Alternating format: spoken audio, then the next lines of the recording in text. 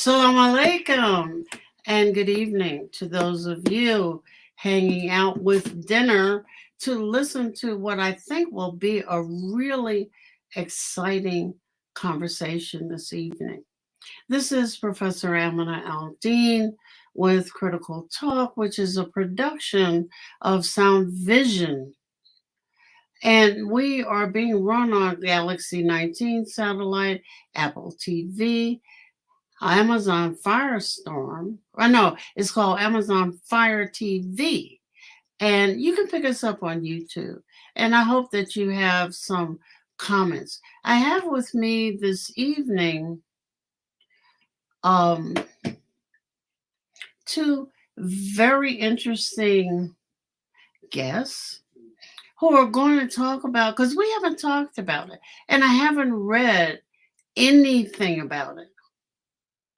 Um, what's happening with Muslim students and those students who support them who are not Muslim on college campuses. We've read about presidents, we've read about organizations, we've read about a almost a I don't know what the war term is for when you make direct attacks on students who thought they were in places where there was freedom of speech and they were supposed to learn about having a voice. So this evening with me, I have Dr. Nisa Muhammad, who is the president of the Association for Chaplaincy and Spiritual Life in Higher Education. That is a long title. And the past president of the Association of Muslim Chaplains.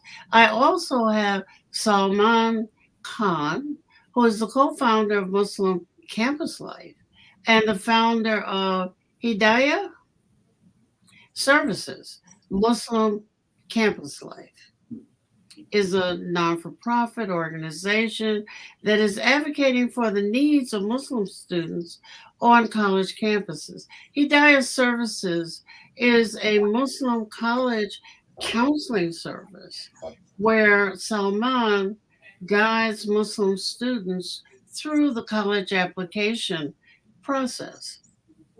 That's interesting. I will remember that and call you back, Salman, for something else. Okay. First, I know that there was a summit, a Muslim campus life summit, to which I was not invited.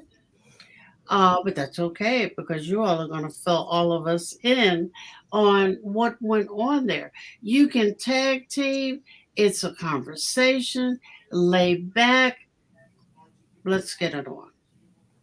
So, assalamu alaikum. Thank you, Dr. Aminah, for having us on the show. And so this is a really crucial topic that we're going to be discussing this evening. Absolutely.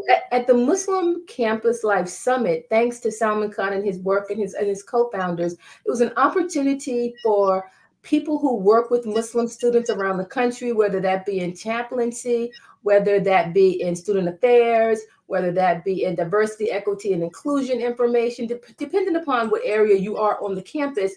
People who work with Muslim students got an opportunity to come together at Duke University to talk about all that's going on. Wait a minute. How old is something called Muslim Student Campus Life? Muslim Campus Life, that's a Salman question. Sorry. Muslim Campus Life. Student is kind of redundant, isn't it? How old is the concept, the idea? Yeah. No, great question. So we started Muslim Campus Life in late 2019, and Dr. Nisa was one of our. And when? Late 2019. So 2019, 2020. Why? Good question. So, I'm messing with my list of questions, but why?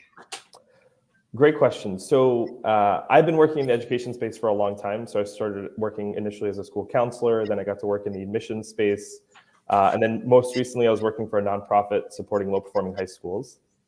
And I was active with the Muslim community, in my high school and college years. And I just remember feeling like I want to kind of return to that level of activism in the community and take what I've learned back to the community. But I remember actually attending a conference in 2017 that was a professional conference called NACAC, which is a National Association for College and Admissions Counselors, I believe. And so there was a session actually on supporting Muslim students. And I remember going to the session just personally. I was there for work, but I went to to the session because I was interested. And I remember the session being pretty full, and I was pretty surprised to see how much interest there was in how much interest there was in learning how to support Muslim students. And then I realized there was no systematic organization that was doing this at a national level. We have amazing people like Dr. Nisa and Chaplain Joshua, who was on the show before, doing amazing work, but a lot of it is in silos. And so how can we bring people to the table and have more of a conversation, not only with Muslim chaplains, but also thinking about student affairs, Muslims in student affairs, Muslims in admissions. We have Muslims in all sorts of facets within the higher ed space, and yet a lot of them are not talking to each other, not developing a vision where we can kind of outline what does Muslim campus life look like for Muslim students. And let's have that conversation with folks who've been in this space at the college level for 10, 20, 30 years, who've dedicated their life to this space, and they have so much to offer. And so that's kind of how the organization came together. And I say that, a lot of us are co-founders because so many of us have been doing this work for many, many years prior to the founding of the organization, right? And so a lot of us have been doing it. I'm curious here. Let me go back to Dr. Nisa and ask, I'm old and slow. So recently I've been taught by her and others what DEI is. And if we have, did I mess it up? It is DEI, right? Right. DEI, then why this siloing of faiths, color, whatever else you all got going? So, Dr. Nisa, why is this siloing going on? Why don't students just go to college? Who just go to college and miss out on all the fun and activities? No. I didn't say miss anything. So, diversity, equity, and inclusion is new. Some campuses have DEI offices, some don't. So it's a very new concept on college campuses to provide inclusion for all of the different entities, gender, identities that are on a campus so that everybody feels like they are welcome and that they belong on the campus. So DEI is very new. Everybody doesn't have it. Oh. I would just add. I thought it started there. Okay. So if I could add to, that's one of the interesting pieces is that religion is often left out of DEI, which is very interesting. Well, why isn't it left out? You know what this country is. If we start siloing by faith, doesn't that kind of mess with the Constitution? Not that we have a real Constitution anymore, but doesn't that kind of mess with the constitutional thrust? So Chaplain, I think Nisa can speak more about this, but from the perspective of a college, I think they want to make every student feel included on campus and feel welcome on campus, right? And that's kind of a lot of the hiring of chaplains, I think, has been in some respect to that effect of trying to make Muslim students feel more included. But when you think about DEI as a national kind of strategy for colleges, a lot of times religion is left out. And so even on the common application, when students apply to college, they actually took out the religious question, I believe in 2019, 2020. Yay! I wouldn't have answered it. But that's okay. Go ahead. And so the reason I think it's important is because if we don't have data on how many Muslim students are on campus or how many Jewish students are on campus or Hindu students, you can't serve those students on that college campus, right? And so, college, one of the main messages I've been trying to get across for the last 10 plus years is that college is not a transactional exchange, it's a transformational exchange, right? A lot of us in our community, we go to college and we think our kid is going to go there, they're going to get a job, they'll graduate and they move on, right? And so I put in X amount of tuition dollars, in response I get a job, right? It's a very transactional exchange, but in reality, wait a minute. When did college? That's when I was teaching, my students surprised me that I was furious. What do you mean? I put in dollars. You're supposed to give me an A so I can go on. When did it become transactional? So I think a lot of us think it's transactional in that sense. But in reality, it's transformational, right? And we need people like Dr. Nisa at every single college to help guide the students as they go through this experience, right? I was part of my MSA in undergrad. We didn't have a chaplain at the time. And I remember MSA serves a great purpose for many students, but in a lot of cases, it's the blind leading the blind, right? These are students who are peers trying to lead other students who also have classes, who also have multiple responsibilities. You need a staff member. And this is again, I'm not trying to knock the MSA at any level, but you need someone who's a staff member who is dedicated to serving the students, who has a longitudinal view, right? Even with the MSA, every 4 years, the leadership has changed, right? The vision changes every 4 years. You need someone who can develop a long-term vision, right? And so I think chaplains are some of the most underrated and underappreciated folks in our community. Probably also underpaid, but go ahead. Yeah. I think part of it, I'm so glad Salman said the issue about college being a transformational experience. When I talk to parents and I talk to students, I tell them, these young people are in the process of changing their mind. And they can change the right way, the wrong way, they can go straight. I mean, they change their minds about so many things. Yeah. And what makes college attractive to parents and students is what it has to offer them in relation to whatever is their primary identity, however they see themselves foremost. And so for a lot of campuses now, they want to attract the best and brightest students from around the country. And so DEI programs, diversity, equity, and inclusion programs allow them to promote the activities that are attractive to students in regard to different areas of who they are, who they see themselves. So for Muslim parents, they want to send their children and put their dollars in a campus where their faith is going to be upheld, where their faith is going to be affirmed, where they can feel this is a safe space for my child who is a Muslim to go and to continue being Muslim and to be affirmed as a Muslim, and they can grow as a Muslim on this campus. But you don't go to college to learn about your faith. No, it's stronger. I'm just muddying the water no, here. and I love muddy waters. We can deal with muddy waters. I talk to parents about this all the time. No, you don't go to a college specifically for that. Maybe that's what your mosque life is for. But while you are at college, you don't want to put that in the back pocket for 4 years. You don't want to put that Muslim identity, let me just put it in the locker, or let me leave it at home for 4 years and I'll pick that back up when I graduate or when I'm done. No, people want to enjoy their Muslim life the whole 4 years are there, maybe 5 years are there. They want to enjoy that and they want to feel empowered as a Muslim to be able to go to class as a Muslim, wear religious identifiers, speak religiously, go to Juma on Friday, not go to Juma on do whatever it is they feel they want to do. And these programs become attractive for families looking to enhance their young person's life based on their religion.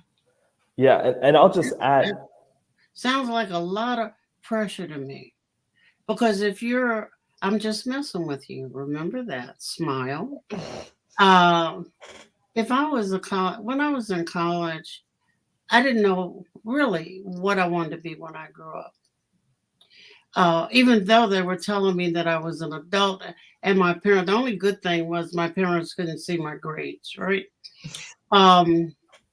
The other part of that was because I had to identify somewhere as Muslim. Oh, then that means I got to do this, I got to do that. These people are going to be calling on me everywhere I go before I really have a chance to settle in a Muslim persona or not. And you may think it's like that. Huh? You may think there's this heavy pressure, but there really isn't. The universities allow students, and really the student organizations, they allow you to be who you are. You're encouraged, if whoever you are as a Muslim, we got you. That's who you are, and that's what your participation is. If you don't want anybody to call you, they will not call you. The first time you hang up on them, they're like, okay, that's it for her. We won't call her till the end of the semester or the end of the, whatever.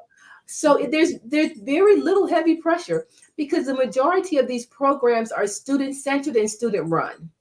And so students know other students, and so they know the ones who are all the way in, they know the ones who are hardly in. And so there's very little pressure. Okay, if you say so. But I want to go back to the summit. Yes. Um, Yeah. why was there a summit? Yeah, I think exactly what Dr. Nisat just outlined too. You know, you have these colleges that have chaplains where Muslim students can feel affirmed. They can have the guidance they need to navigate the different challenges that they are going to experience, dealing with drugs, alcohol, all sorts of other things. I mean, Dr. Nisat, I'm sure, has so many different stories that you could share with us. I know from just many of the chaplains I've spoken to just deal with so many different issues.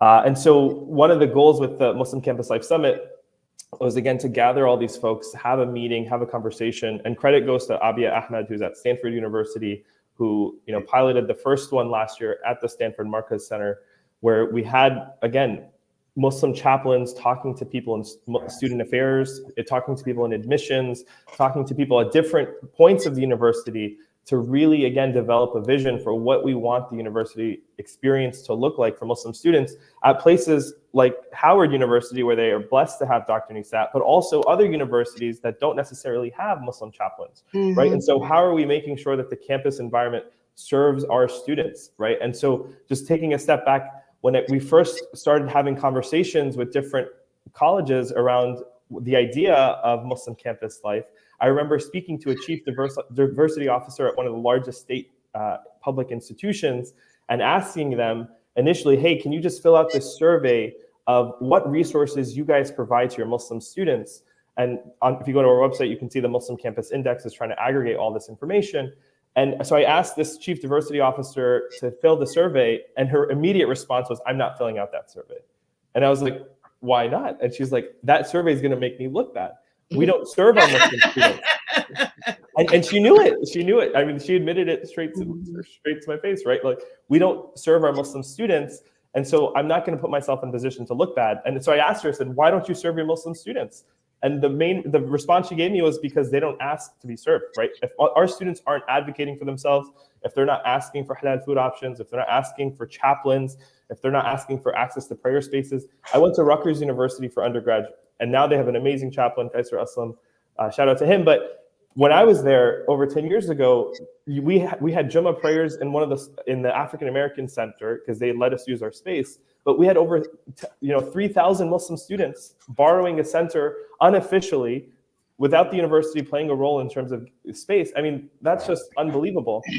Then you think about the number of students there, and you have to pay for, if you're living on campus, you have to pay for room and board, right, and pay for dining hall passes. And there's no halal food at the dining hall. I have to call 30 minutes in advance so they can unfreeze some chicken nuggets, and that's the only meat option I have as a Muslim student. And so, we're investing all this time, all this energy, and the college isn't going to respond to our needs if we're not also advocating. And so part of, just to go back to the summit question, is to get folks in the room, have these sorts of conversations, and think about how we can systematically change the higher ed space for Muslim students. Okay, I'm going to ask you to get a glass of water because you made me tired. Get some water. Slow down because I got loads. I'm going to take a break. I want both of you to think about 2 or 3 of the most worrisome, compelling, I gotta do something happenings at this summit.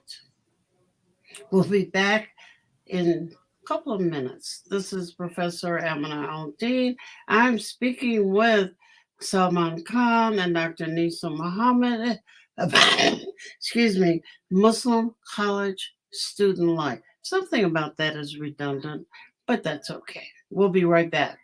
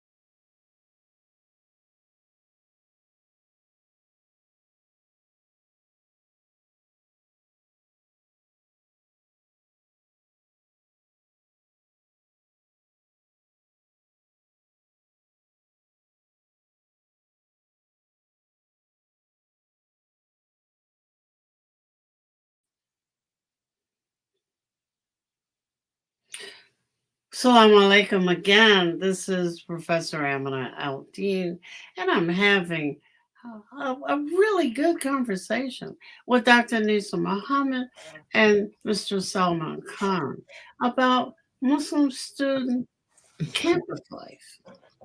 And while we've touched on how come and where to for, I really want to know about the intricacies of this summit because you all had a summit. What what was in there that was overwhelming that you want our audiences to know? Dr. Nisa. So I think that what I really, and this is the second summit that I've participated in, and kudos to Salman and his team for doing this. And I think one of the things that's very important about this summit is just hearing what's going on other campuses. Because as he said, sometimes we're often siloed, like, I'm someplace, somebody else is someplace else, and nobody knows what the other person is doing or what's going on.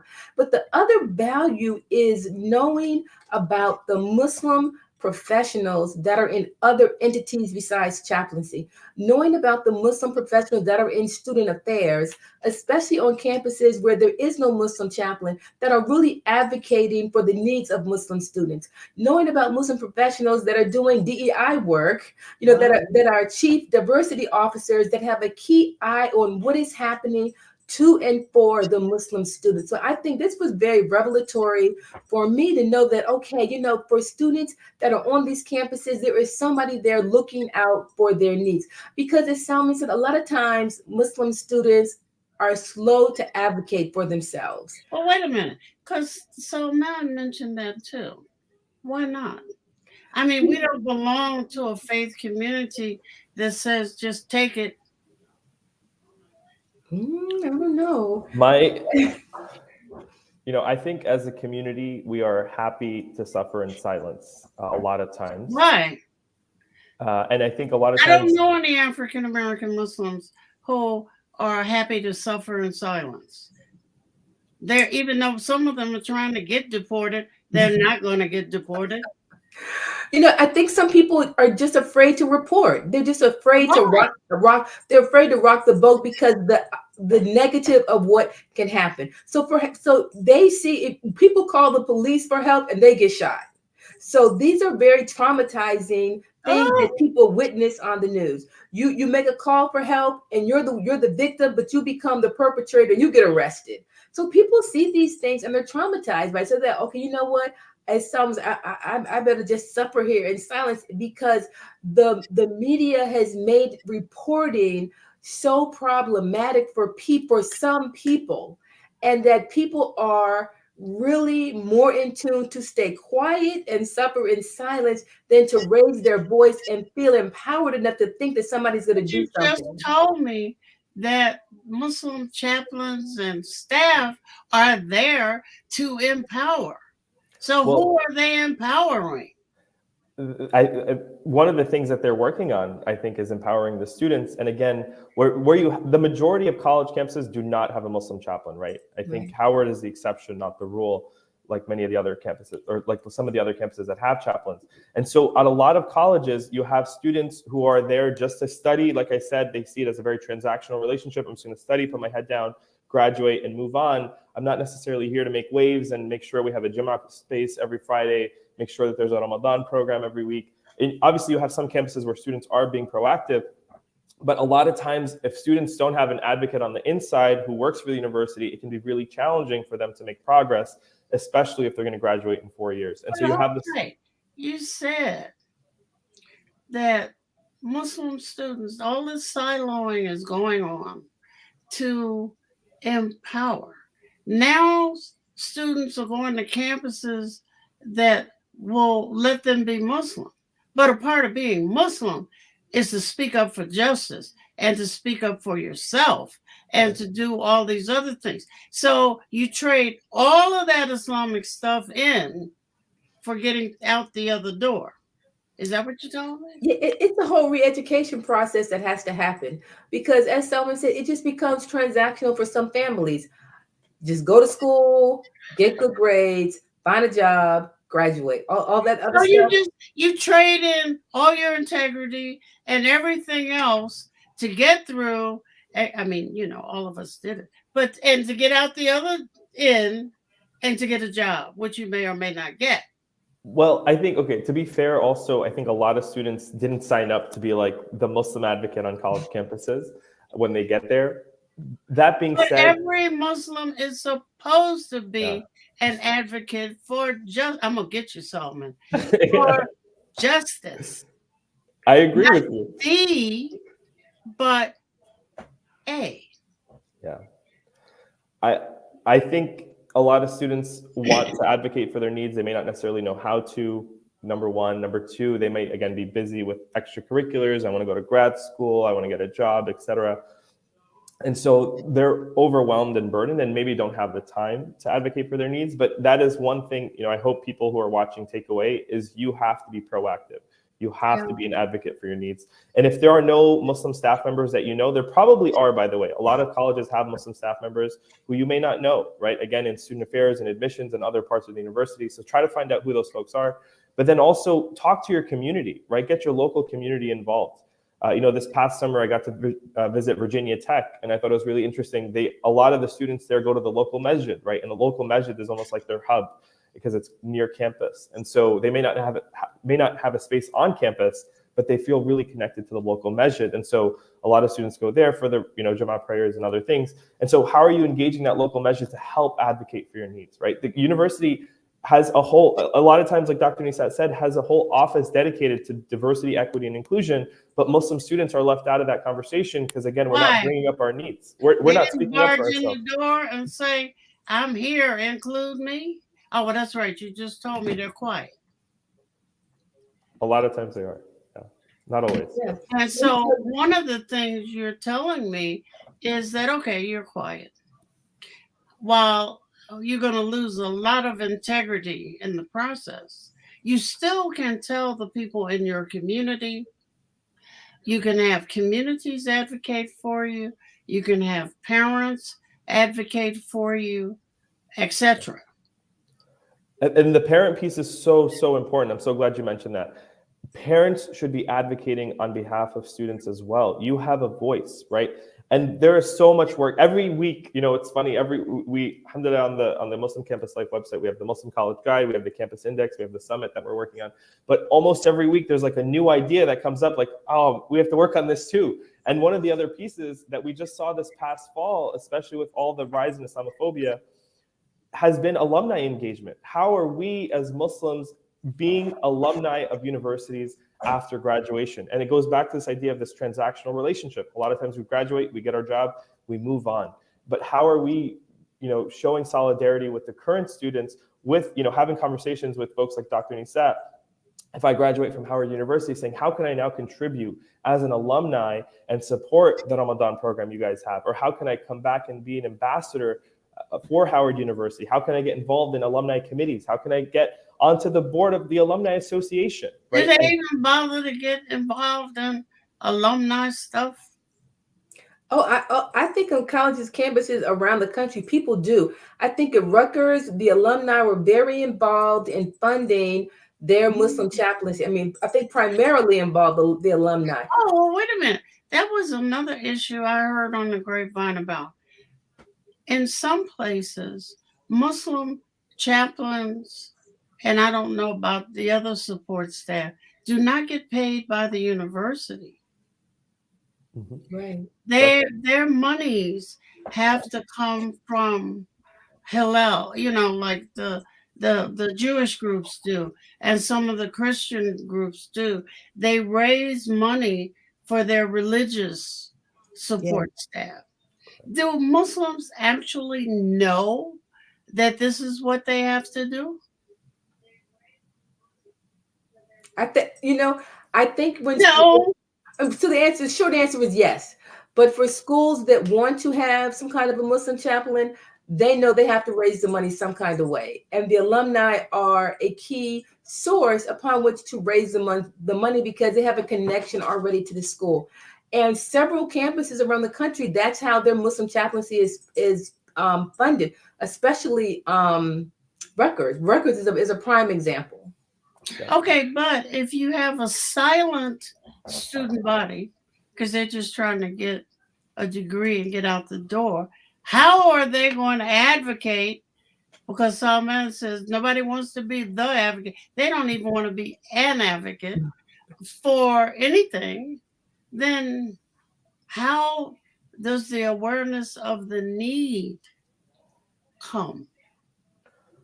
Yeah, I think as an alum, you have a lot of power to get involved and start organizing. I think, Dr. Nisa mentioned Rutgers as a prime example. I think Cornell also fundraised for their chaplain. There's other examples. Specifically, public universities typically have to fundraise from outside the university, because the university won't fund a religious chaplain, as opposed to a private university, which we've seen several hire Muslim chaplains.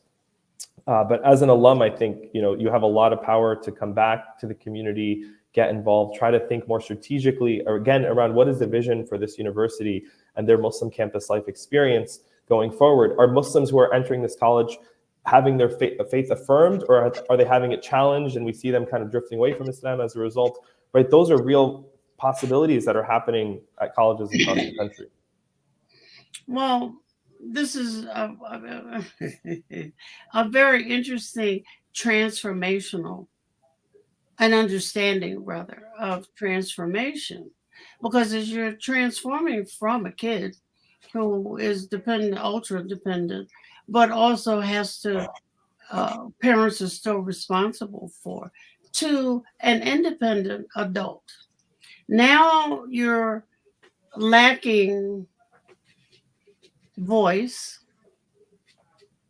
as you try to get this piece of paper to get out the door to get a job, which means whatever job you get, you're still going to lack voice because you haven't exercised your voice. Special. Salman, I know that because I read it, that you put together, began to do some analytics on colleges, Muslim students present. Miriam, can you bring that up? I thought it was very interesting, but I want to beat you up on what's not there, of course. Yes, it's fair. Now, this is a Muslim college guide. Where can they get this? That's number one. So that's a great resource that we compiled that has the advice from Muslim chaplains, from higher ed staff who happen to be Muslim. Totally free on our website. Just look up the Muslim College Guide. You can download it if you scroll Wait a down. minute, nobody could understand that. I didn't even understand it. Where can you find it? So on our website, it's a totally free resource that you can download and check out. So under Muslim College Guide. But I think the resource you're referring to is called the Muslim Campus Index. So I don't know if you can go to that slide. Yeah, there it is. Now, Miriam, do you have an inside picture of some of the stuff I just found fascinating? Because oftentimes people complain and then there are no analytics to back up the complaint. And I love the fact that there were, there we go. Now, talk to us about this. What did you go for? Why these categories and not others? Great question. So I should preface by saying that this is version 1. There is a version 2 that we're working on that's meant to include more characteristics. But more, really what we wanted to do was to start aggregating the different resources that were available to Muslim students on different college campuses in a single place. And so if I'm a family that's in high school thinking about what college I want my child to go to or what colleges I want them to apply to, I can go onto our website, to the Muslim Campus Life website, and start to see, okay, does this college have a chaplain who is full-time or part-time? Does this college have a dedicated prayer space for me as a Muslim student? Does this college have halal dining options for me as a student? Does this have Muslim student organizations on campus? Are there access to alternative housing options, right? This is a big problem at a lot of universities where there may not be, if I'm a Muslim student, I mean, there's horror stories I can tell you about certain colleges that I'll save, but if the dorming isn't flexible, can I get access to a single gendered dormitory or maybe a sober housing dormitory? Those are maybe colleges where I'll feel more comfortable. And there's also, on the college counseling and admission side, there's also a lot of Muslim families who don't necessarily want their child to go and travel away for college, right? They want them to stay closer to home. But if you knew that you had a Dr. Nisa at the university that you were expecting your child to go to, and I could call her or email her, get in touch with her, I think I would feel a lot more comfortable, or I think a lot of parents might feel more comfortable sending their children away. But if we as a community don't even know that we have access to Muslim chaplains on a college campus, then we are already like shooting ourselves in the foot by not even applying to those universities or making those connections earlier on. So this was really trying to address that information gap that we have as a community. I'm sitting up here smiling as I did the other night. Okay. Single sex. It could be any sex or attribution of sex. It's just that there's one of them. Correct. So if like a female dormitory, a male dormitory. So some colleges will give students an option to opt into female-only housing or male-only housing, for example. Okay. Then you have substance-free. So there are dormitories that permit substances. So if you're over 18, I think beer is legal. In some places, marijuana is legal in some states, some cities. So all of these things, parents, it's not like going to college used to be. It's a very different experience, and colleges are trying to cater to the variety of needs that they see students having. Some students don't care if they're in a same-sex dorm or not. They one floor is female, the next floor is male. Some students don't care. It's not an issue for them. But for a lot of Muslim parents, that's an issue for them. They don't want their children in a multi-sex dormitory. They don't want their children in a dorm that allows beer, alcohol, wine, marijuana, because these things are legal over a certain age. And so they want to ensure that their students, that their children that they are sending away to college are in as they're no longer children. Yeah, but parents don't see that. The parents still think of them as their children. They don't see them as, well, these are my young adults I'm sending away. No, these are their children. Okay. These are their children. And increasingly now, students are coming to college at younger and younger ages. So you may see a 16-year-old in college. You may see a 17-year-old in college. They are totally not legal in any sense of the word, but they would have privy if they lived in a dorm. They would be around this kind of environment. And some parents, that's just not what's suitable for them. And you also have, next to Columbia, 5+ Muslim student organizations. Tell me about that, just a little bit. I don't know the community has filled this out. So we ask if anyone's watching and you don't see your college listed here and you have intimate knowledge about the Muslim campus experience, please fill out the survey. It's at the bottom, actually. Number one. It could be like for law school students and for this and young people in particular professions. Yeah. For example. Okay. So yes. there could be the Muslim Law Students Association. There could be the Black Muslim Students Association. I mean, this is a variety. There could be the Muslim medical students, the Muslim accountants. I mean, so I think NYU has like 10, different Muslim organizations, because these organizations cater to Muslims in a particular area of their life. So they combine religion and profession. Exactly. And go ahead. Sorry, just on the housing piece, I'll share one story without mentioning the specific college or chaplain, but there was one of the chaplains I was speaking to was like, and this is at a prestigious elite university. And, he was telling me every single year when the students get accepted, the parents call him and they are like so happy. Oh my God, this is amazing. I can't believe it. And they're just jubilant, right?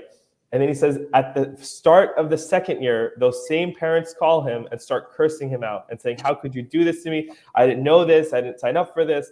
And the reason why is because specifically with the Muslim sisters, the first year is single gendered dorms at this university. And then the second year, they switch to mixed gendered dorms. And so the Muslim students have to go into the bathroom and they'll see both genders taking showers, using the bathroom.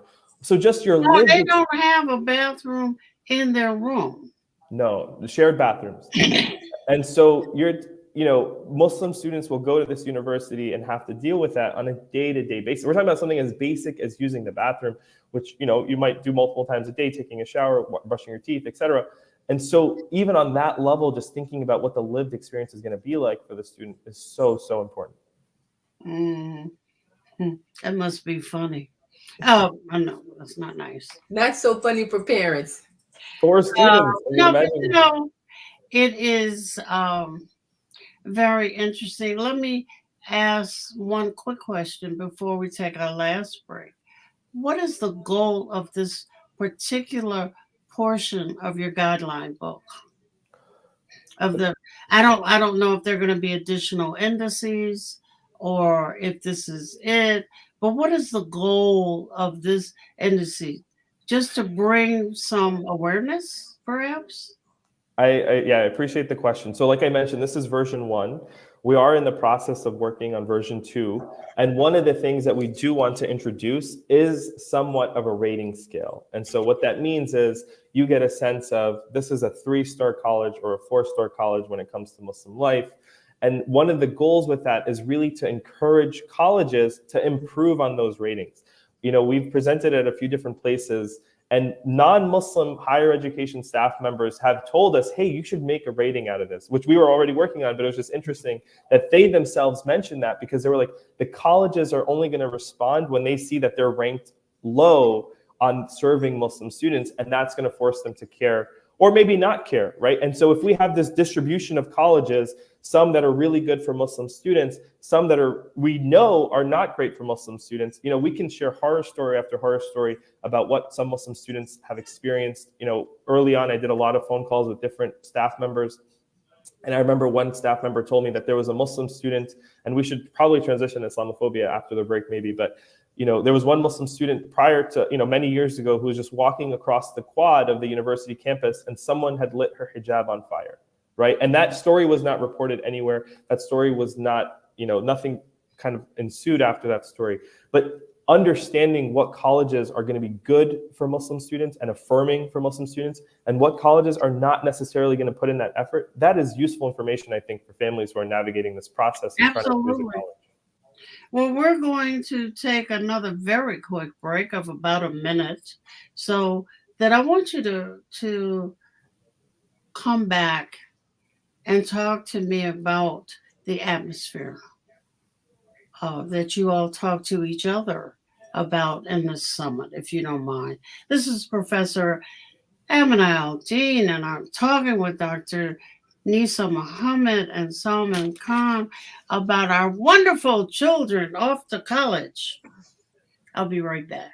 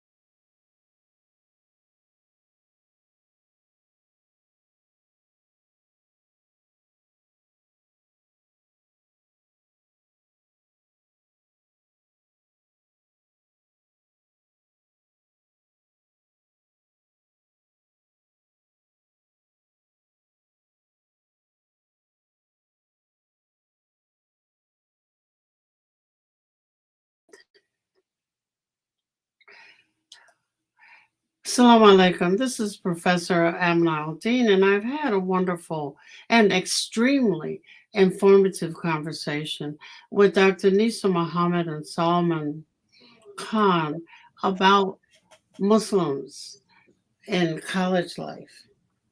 I think the serious, equally serious uh, situation we have not talked about, and I know it's tension filled, and I don't know what the limitations are on your ability to speak. But phrase stuff, you all are wordsmiths. Phrase stuff in ways that don't make you have to come live with me. Um, we read in the newspapers, this is happening, that is happening. Students are being driven out of programs, now no longer able to graduate for their support of one cause or another. It hasn't only been singled on one cause. So, in general, some of you have listed it under an Islamophobia, okay? Because it's about Muslims wherever they are, whether it's Pakistan or it's Uyghur Muslims in China, wherever. It's nope, don't talk about that. Up, that's anti Semitic. Up, that's anti American. What is, as you all were able to sit with each other, what is the atmosphere? Is it getting better? Is it the same? Are we even near a peak? So if we have reached the peak, that would be great, but it's not getting better. It's actually getting worse on a lot of campuses where students are attacked for their support of various causes. And it's not even just Muslim students that are being attacked.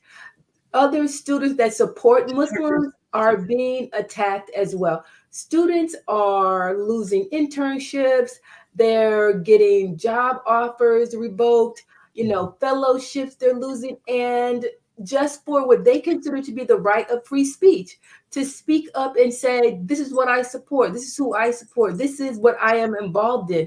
And it's like it's a swift backlash, so that if we thought some people didn't want to speak up before, a lot of students are really muted now. They are really muted now, but some students that they're having hunger strikes, around the country, and so people are very vested in justice. As you said, Muslims want to see what is just. Yeah. And yeah, just to build on that, I think we as a community should be incredibly proud of our college students. I think they are endured tremendous difficulties in the last 4 to 5 months. And I haven't seen many leaders in the community acknowledge that or talk about that. In a lot of ways, we've glossed over that. And so to the students' credits, I think they're on the front lines of advocating for human rights and Palestinian rights across the globe. And I think that's something that we should celebrate, in that they are putting themselves in harm's way in various ways, as Dr. Nisa outlined, losing jobs, Mm-hmm. losing internships, facing all sorts of social pressures as a result. And so students, I think we have to really, and as parents especially who are watching, get involved in this process and help protect our students on campus. And if your student is at a college, call the college and ask them, how are you preventing my student from experiencing harm, right? And all sorts of other kind of microaggressions in the classrooms, that if they're wearing, the Palestinian hatta or kafia, right? There's all sorts of issues that they're facing. And as a community, there's so much work we need to do. And so one of the things that you'll find on our website too is this campus Islamophobia tracker that we launched in November, which is trying to capture what incidents happen to Muslim students at what colleges, and then document that in a very transparent way. And so we are telling people what happened and where. And there's also a pledge that you can sign, inshallah. Feel free to jump and do that. But one of the important things that we're seeing is that students are not reporting the incidents of Islamophobia and anti-Muslim racism that they're experiencing. And just as a side note, there's a lot of issues with the word Islamophobia. Mm-hmm. This is not like a clinical phobia of Muslims. It doesn't really make sense. put that aside, but that's the most commonly used term. But one of the things we're trying to just educate the community on is we have to report. There are horrible incidents taking place. And so Muslim Campus Life was fortunate enough to work with the Department of Education to organize 2 student listening sessions where we had students from across the country share their experiences. And there are students experiencing tremendous difficulty. And I don't even know that parents know what parents are aware of what's happening on campus, if community leaders know what's happening on campus. As you all, and we have to go, unfortunately, but I'm not going to let this issue go. As you all have spoken, I don't think that the general community knows. This program is just one. And like I said at the beginning, nobody's doing it. So I'm going to try to encourage the 2 of you and other programs to have you on. Is such an important conversation. It's our next generation of leadership and leaders in knowledge, leadership in the masjid, leadership in the community that is at stake here. I want to, hate to cut you short, thank both of you. Dr. Nisa Muhammad and Salman Khan. I will be in touch. I'm not willing to let this go because it's not being talked about anywhere until at least it's talked about everywhere in some form or another. And with Ramadan coming, that is very, very important. Thank you again. Please stay on after. Salam alaikum. This is Professor Aminah Al Deen with Critical Talk. I have had a very informative 50 minutes with 2 incredible workers who just, I mean, I can't imagine, because I know they know what they see. This is Critical Talk, a production of Sound Vision Television, and we will see you next Monday. Assalamu alaikum. Thank you so much, Montessa.